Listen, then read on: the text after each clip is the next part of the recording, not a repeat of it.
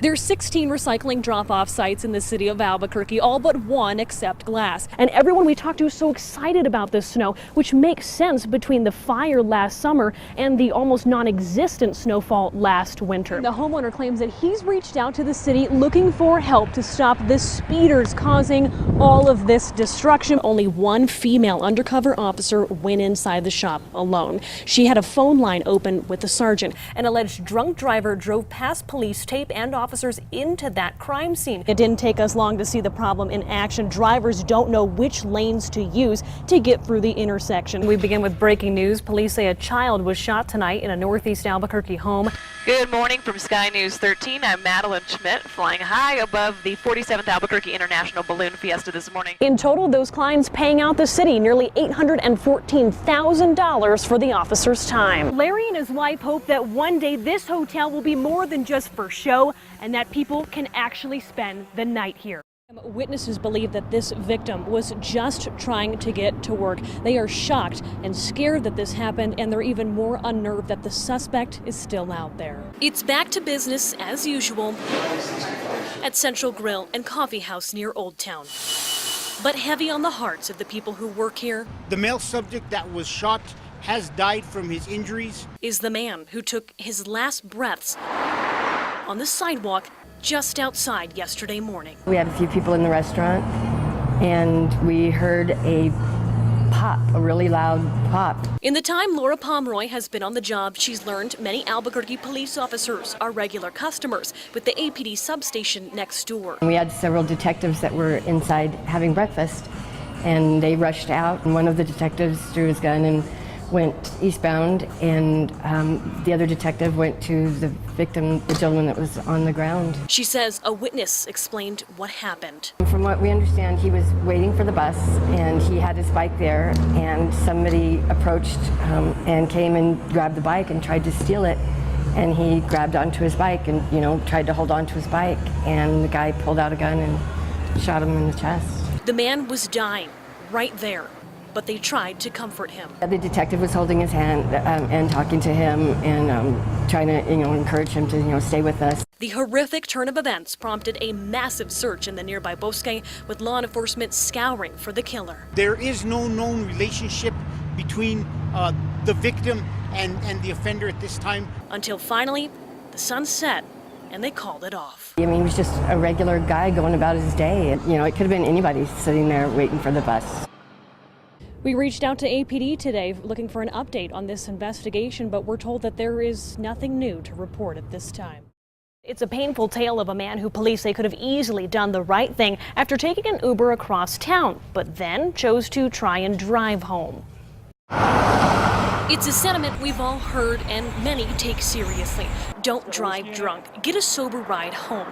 It's easier than ever nowadays. Use a taxi cab, Uber, or Lyft. The tragedy of killing or injuring innocent victims because of drunk driving is totally preventable. And on Tuesday night, police say 26-year-old Brennan Romero almost did the right thing. Just before midnight, he called for an Uber from downtown Albuquerque to a bar in the Heights. When he got there, the passenger decided that he no longer wanted his Uber ride and would decide to drive himself home. The Uber driver noticed that he was highly intoxicated, didn't think it was safe for him to drive, so he called us. This guy is should not be driving, and he insisted on getting in his truck. I offered to take him home, but he's too drunk to see reason. The concerned Uber driver followed Romero. He slept like 3/4 of the way from the sister bar to Sandbar. All right, we'll have officers attempt to locate him. Okay, I'll be following him for a little while just to make sure, hopefully, nothing happens. Officer Tanner Touche caught up to them about 2 miles away near the Target on Montgomery. Did the officer get him? Yeah, he's got his lights on, and it looks like he's getting pulled over. Yeah, he could have definitely hurt somebody in between there, for sure. Romero admitted to drinking and was hauled off to jail for the night. Police praised the Uber driver for stepping up. In the end, he absolutely could have made a much better choice. In fact, the choice was sitting right there in front of him.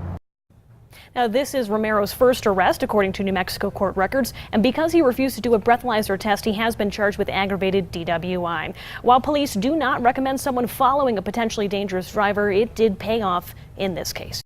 Johnny Rio, what are you doing here? You're not even supposed to be here, or even in the county. I've been doing like reenactment gunfights since 1995.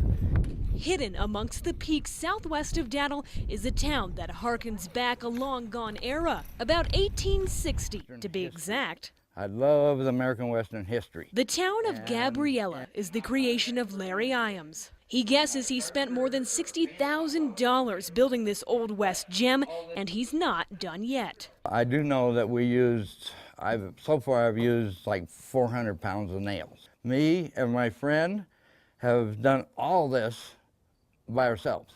There's a hotel with historically accurate wallpaper, a barber shop with a chair from Tombstone, a bank, a general store, and You can't have a cowboy town without a saloon. it's a hobby turned project with a massive goal in sight. All kinds of activities, family reunions, we're gonna have the chuck wagon dinners. Now, Larry and his wife hope that one day this hotel will be more than just for show and that people can actually spend the night here. A venue for weddings, birthday parties, and of course, You're gonna die. gunfight reenactments. Too ambitious? At nearly 70 years old, Iams would disagree. You can do anything that you want to do if you stick to your dream. Madeline Schmitt, KRQE News 13.